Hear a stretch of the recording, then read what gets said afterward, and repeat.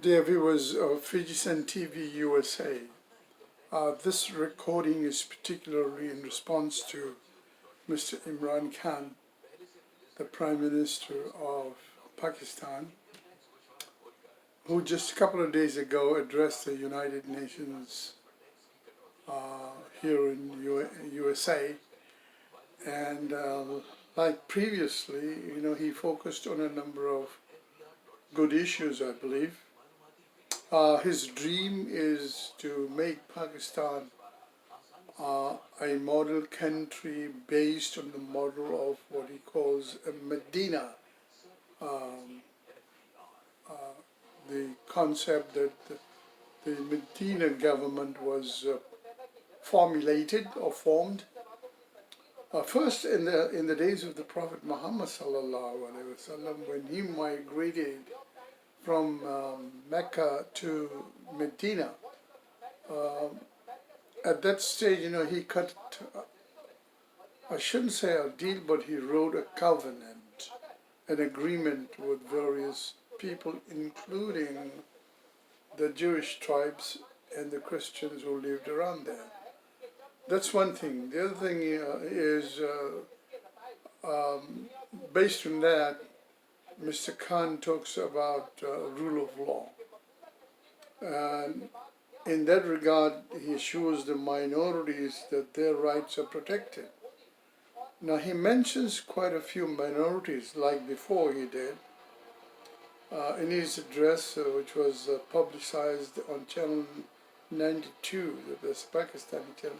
In fact, on all over the channels, in many different channels. Now, he specifically referred to the minorities, and he named a few of them, including Hindus, the Christians, and Sikh communities of Pakistan. Now, he was very specific in respect to those communities. However, like before, he skipped very conveniently the biggest, the most significant minority, the Ahmadis, were classified as minorities, classified as non-Muslims in the laws of Pakistan. And I want to get him there. That's where I want to pin him down.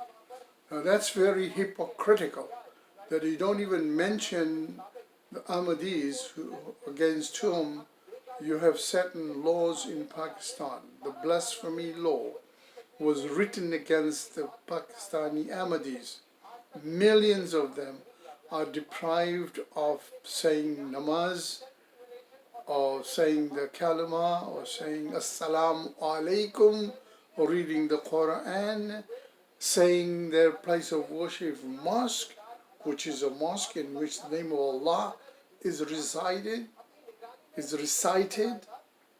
and the prayers are performed like any Muslim. But the law of Pakistan prohibits Ahmadis from doing that. Come on now, don't deny that. Okay? That is the fundamental fact. And where is your right for the minorities? Where is your right, your claim for minorities? There are equal rights for them. Now, I don't want to use American expressions, which I am very much compelled to do so, but I'm going to tell you mildly that that is a sheer untruth. Okay? You're not telling the fact. You're not telling the truth. That still in the books of your law. You're talking about the rule of law. Your rule of law is a shameful rule of law. Look at your blasphemy law that not only prohibits Ahmadis from practicing Islam, but puts them in the prison. The law dictates that they be prisoned, sent to jail, taken into custody.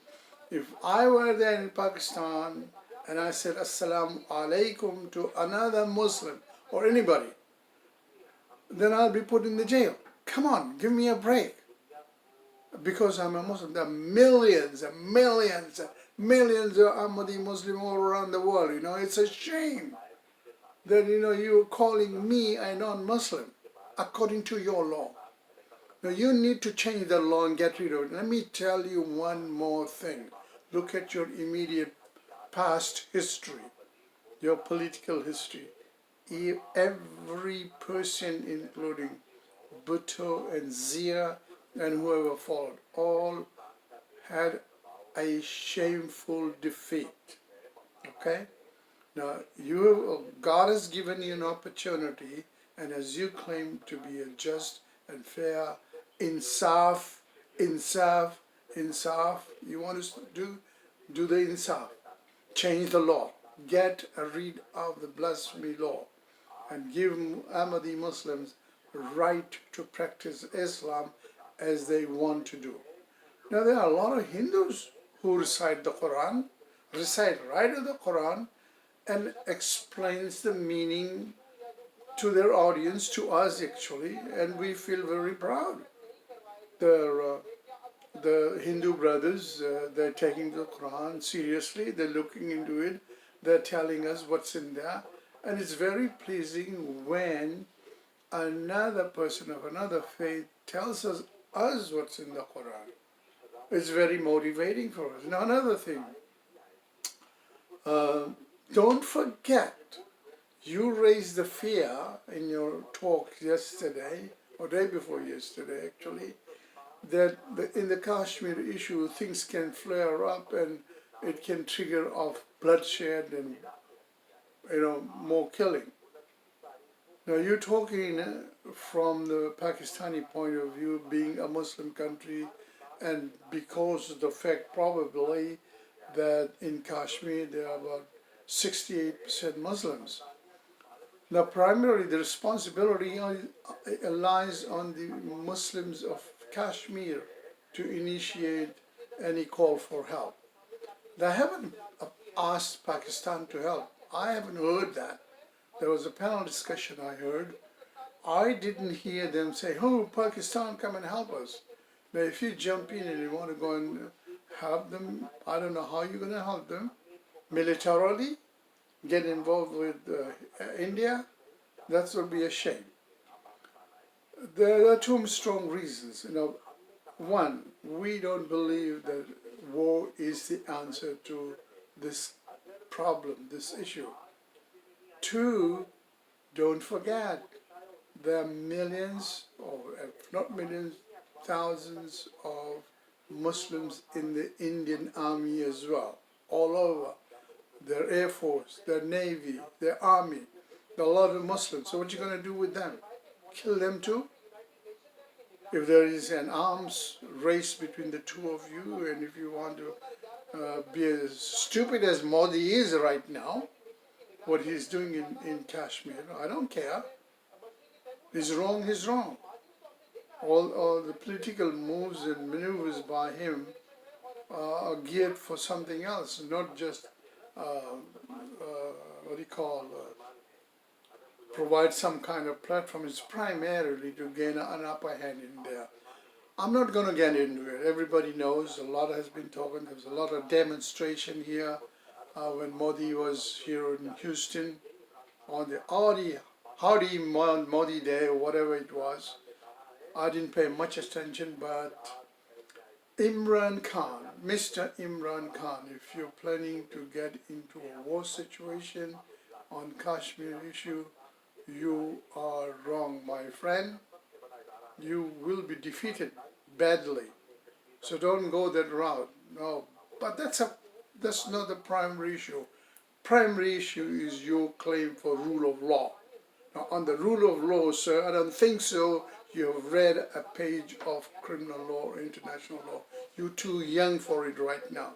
You have just begun understanding parts of this vast amount of knowledge that we gain insofar as the law of Islam is concerned, on which front you don't impress me that you know anything about it or say much about it. The other thing is the international law. The other thing is the criminal law and the rights of the minorities. On that front, your country and you are pathetic. Very, very pathetic. You are not assuring that their rights are protected, that they can practice Islam as freely as we do here in America. Okay? Nobody dare us tell us not to practice Islam as we please, as is determined by the Quran. So you don't determine how one should practice Islam. It's very clear what you need to do, the 5 fundamentals that we have to perform, which we do. Every Ahmadi prays, pays the zakat, has to go to namaz, the Hajj. Yeah, of course, your country prohibits, but not here in America. All the 5 fundamentals, the zakat, the namaz, the Hajj, and the fasting, all of it are mandatory for every Muslim, and every Ahmadi does that. But in Pakistan, no. If we do that, then you send us to jail. Come on, give me a break. Give me a break, okay? I'll be coming with another segment, but right now, Mr. Imran Khan, this is the message to you.